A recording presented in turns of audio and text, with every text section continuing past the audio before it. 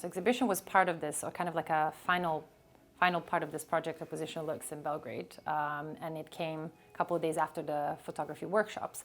And I think it was a very interesting experience. It provided a very kind of nice closure of this project.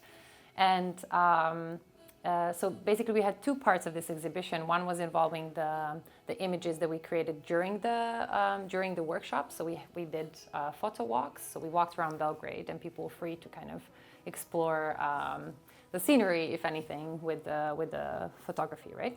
And on the other hand, we invited like international photographers who have had the experience of flight at some point in their lives, who can relate to this experience, and that we exhibited some of their work as well at the same time.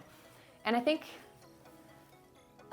we had kind of like stories accompanying these images, and of course this is very often a very heavy topic, and I think a lot of heaviness does pierce these stories, or some of them. But I think what was really interesting about our workshop and the outcomes of those photographs is that they almost kind of like subversively show the kind of banality of everyday life. People were taking photos of, I don't know, dogs, or people were talking to like people, like, you know, locals just on the street, explaining what they're doing because they were carrying a camera and it was interesting for people.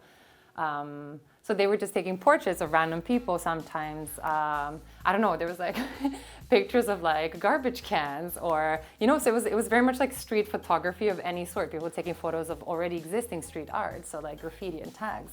So I think that people very often think that this is going to be like always a tragic story. And I do think that this is the case with many people, but in a way, I think it was beautifully portrayed that flight does not only doesn't only portray that, but people also have current lives. And I think this really plays into this idea that migrants and refugees are people who are always stuck in this kind of label of being migrants or refugees, whereas there are always people who have pasts and who have futures and who live a life right now in different situations and conditions. But in that sense, I think it really nicely represented kind of like the banality of everyday life. My PhD project and my research in general deals with, on the one hand, looking at the mainstream portrayal of migrants and refugees, and when kind of going through these kind of mini archives of newspapers, I do encounter very often very kind of stereotypical frameworks, or like frames actually. So one would be when people who are fleeing are represented in in terms of like kind of security issues. So and on the other hand, it will be when people are portrayed as victims, basically, of war, persecution, etc.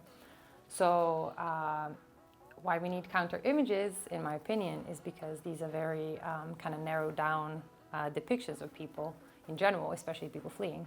And this is why I think we need more of the kind of like other side. We need to hear from the people fleeing themselves as well.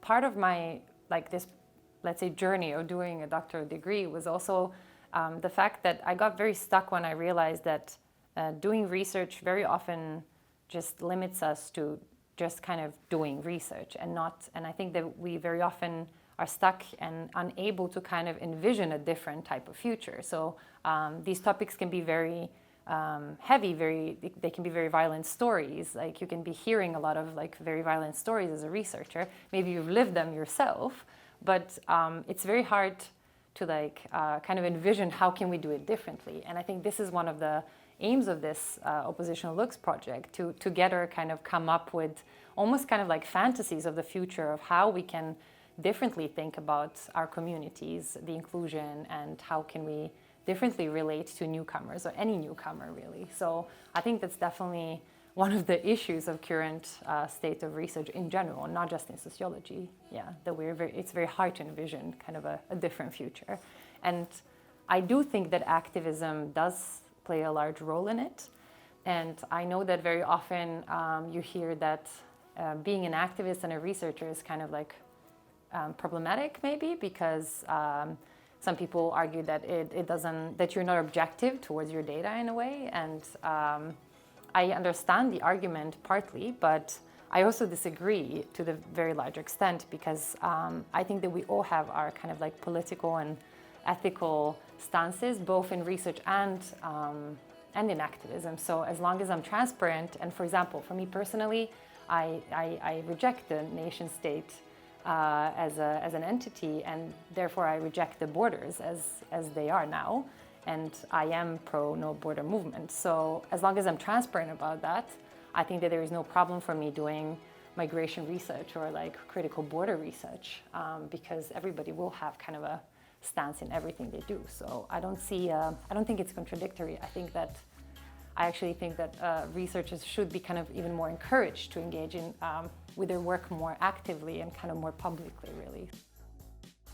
I think that it's really hard to engage in participatory methods. I think it's very emotionally and energy draining because it's a community build-up, right? So there's a lot of opinions, there's a lot of effort that needs to be put to actually kind of try to really create a horizontal structure and not to be there to like impose something on people, right? And this, first of all, takes time.